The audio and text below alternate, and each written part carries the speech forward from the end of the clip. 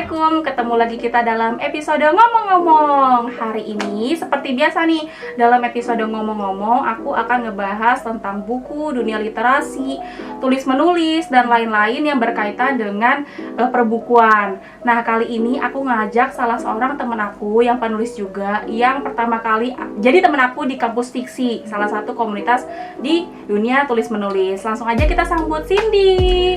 Halo teman-teman, nama aku Cindy Priscilla. Jadi aku temennya Via. Kalau kemarin kan kalian nonton ada Putri ya, itu juga dari kampus fiksi, dan ini Cindy. Kita satu angkatan waktu itu. Dia jadi teman pertama aku ketika aku masuk kampus fiksi. Karena sama-sama Bekasi. Iya, langsung klik karena sama-sama Bekasi. Terus genre bacaannya juga mirip-mirip. Terus dia udah duluan nerbitin buku daripada aku. Nah, langsung Tapi aja lebih ya. banyak. Iya sih. Ntar kita buktikan buku siapa yang paling banyak. Boleh room tour juga nanti koleksi aku. Gak banyak sih, tapi ya lihat aja nanti. Tuh, udah diizinin room tour. Oke guys, langsung aja kita nanya ya Cindy. Cindy pertama kali nulis tahun berapa? Waktu itu kalau nggak salah, pertama kali Iya. nulis banget ya. Aku pernah bikin cerpen horor, tapi pertama kali banget itu pas 2 SD. Dan kamu emang suka genre horor? Itu karena tugas aja sih. Terus aku pilih horor karena ya udah suka, ya mau coba-coba aja. Tapi akhirnya aku lebih suka teen lit, terus yang adult kayak gitu sih. Gitu. Terus mulai serius nulis pas SMA. SMA akhir. Jadi waktu Tahun itu 2010. 2010 itu kamu kamu kelas berapa? Itu kelas 10. Kelas 10. Itu nulis-nulis aja, terus kirim-kirim cerpen. Waktu SMP juga sih pernah kirim cerpen ke majalah-majalah sekolah. Tapi mulai nulis novel itu awal 2013. Awal 2013 itu proses dari pengennya aja di 2010 ya. Terus baru Pengennya aja bahkan aku dari SMP. Aku pernah Oke. nih waktu SMP.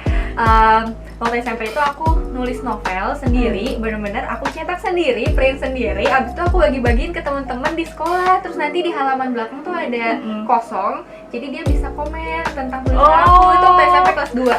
jadi kalau misalnya ibarat di tahun sekarang itu ada platform yang bisa komen orang-orangnya, dia udah bikin sendiri. Jilid sendiri, terus udah dikirim ke teman-teman di sekolah. Oh my god, itu lumayan ya modalnya.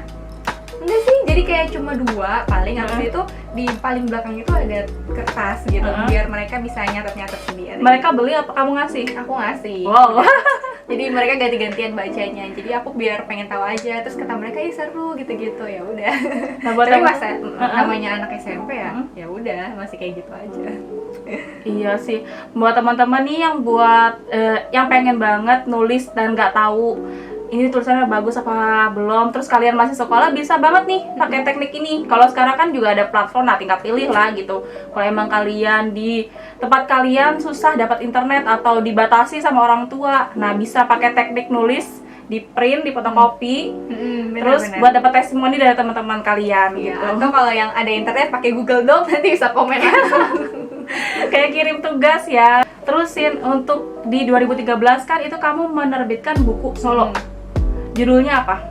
Judulnya Rain in Paris. Itu jauh sebelum ada Love in Paris atau Paris-Parisan. Jadi kebetulan aja, jadi awalnya itu aku nulis cerpen, tapi cerpennya nggak menang. Terus aku panjangin jadi novel. Jadi novel ya.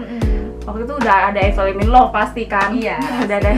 Cuma ceritanya beda. Jadi lebih ceritanya beda. Di Rain in Paris ini apa kamu punya interest sama Prancis atau gimana?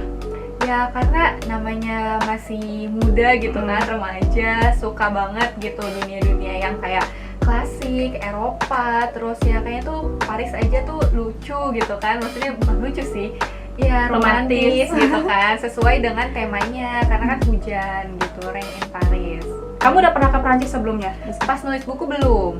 Tapi waktu itu setelahnya dapat kesempatan ke Prancis beneran. Iya, jadi gara-gara buku itu mungkin mimpi yang ditulis gitu ya dipikirkan, terus akhirnya tercapai, dan akhirnya aku udah pernah ke Paris, ke Prancis, nggak cuma di kota Paris doang. Gara-gara buku tersebut, dan itu aku menang kuis gratis ke sana, ke Eropanya. Kuis guys. Terus gratis. Siapa coba yang gak mau waktu itu? Iya, bener-bener aku habis sidang skripsi di hari Kamis, aku hari Sabtu berangkat ke Eropa. Liburan banget. Itu dream banget sih. Asli. Habis sidang skripsi ya. Masuk liburan. Tapi revisinya menunggu. Ya nggak apa-apa. Yang penting nggak semua orang dapat kesempatan. Iya benar. Kayak gitu. bisa ceritain nggak perbedaan Paris waktu kamu riset sama waktu kamu datang ke sana langsung?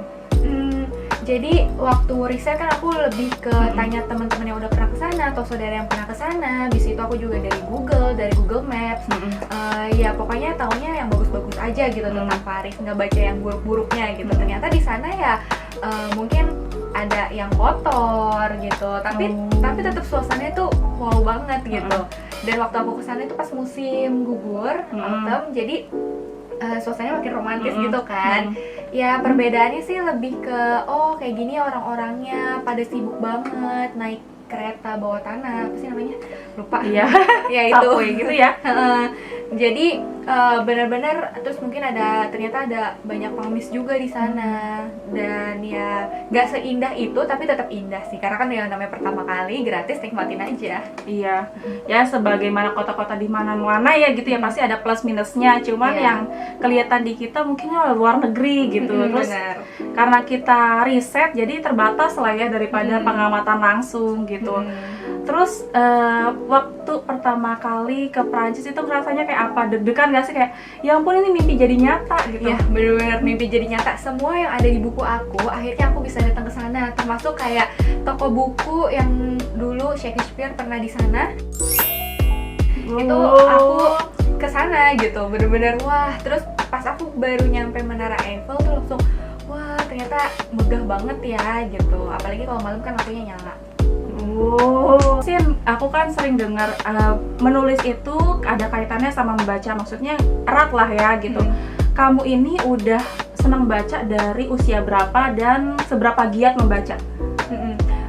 Jadi aku dulu pas masih kecil sering dibeliin orang tua aku buku cerita, tau kan yang bergambar, yang tulisannya sedikit-sedikit, terus ada kayak moral of the story-nya kayak gitu.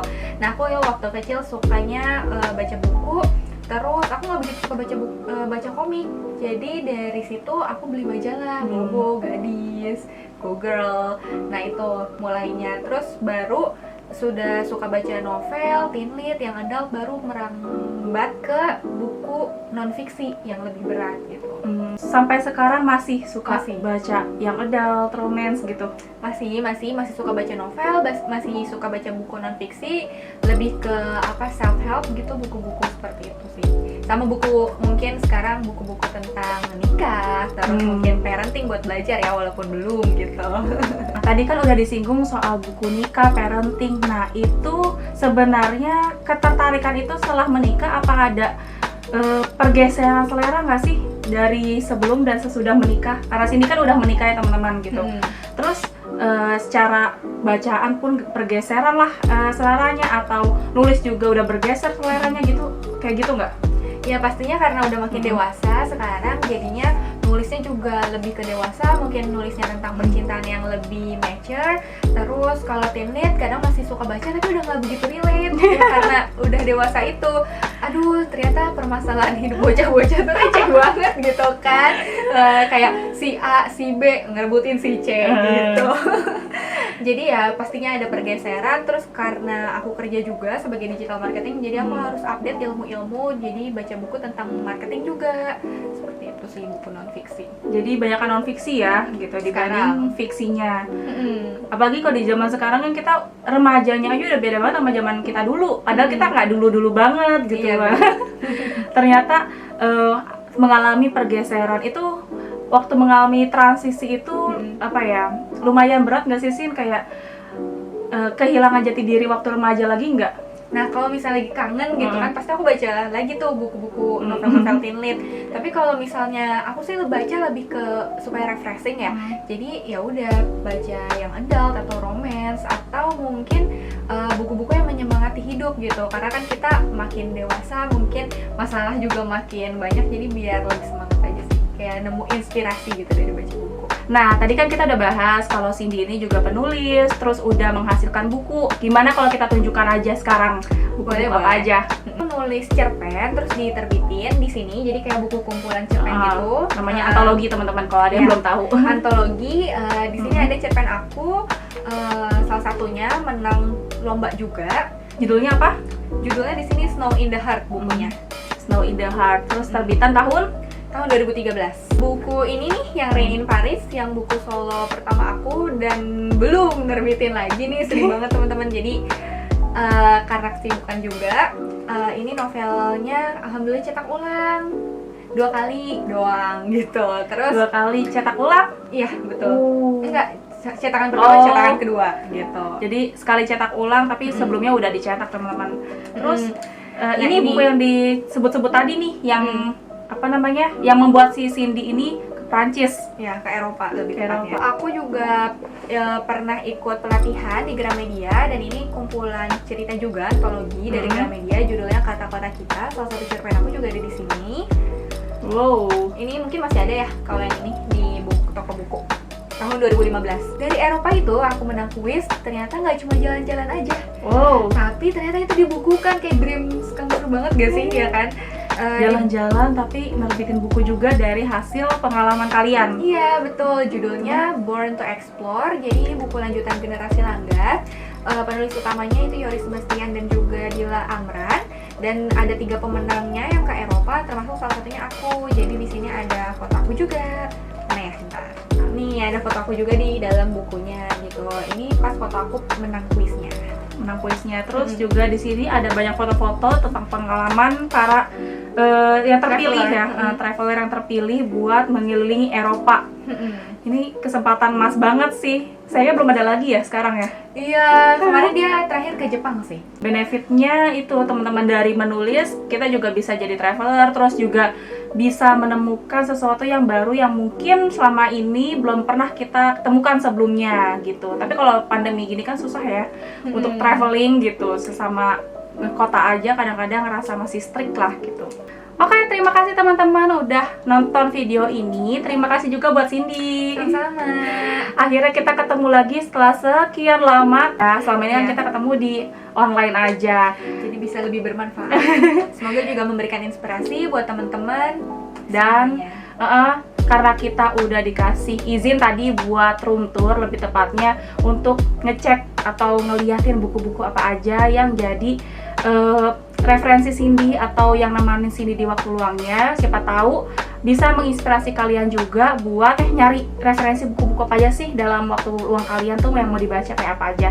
Nah, langsung aja. Oke, terima kasih Cindy sekali lagi, dan mohon maaf apabila ada kesalahan dan salah-salah kata gitu. Dan sampai jumpa di video selanjutnya. Wassalamualaikum warahmatullahi wabarakatuh. Waalaikumsalam. Nih, kurang lebih bukunya Cindy. Banyak banget. Cindy tuh buku tipikal yang ini ya, horizontal ya.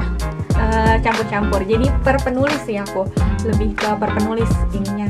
Sebenarnya ini masih ada lagi buku-bukunya. Jadi kan ini buku fiksi, yang di atas non fiksi, dan ada buku aku juga yang aku tulis.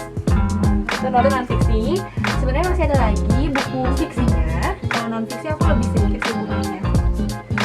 Tapi ada di lemari yang satu dan agak gelap mungkin. Ini aja dulu.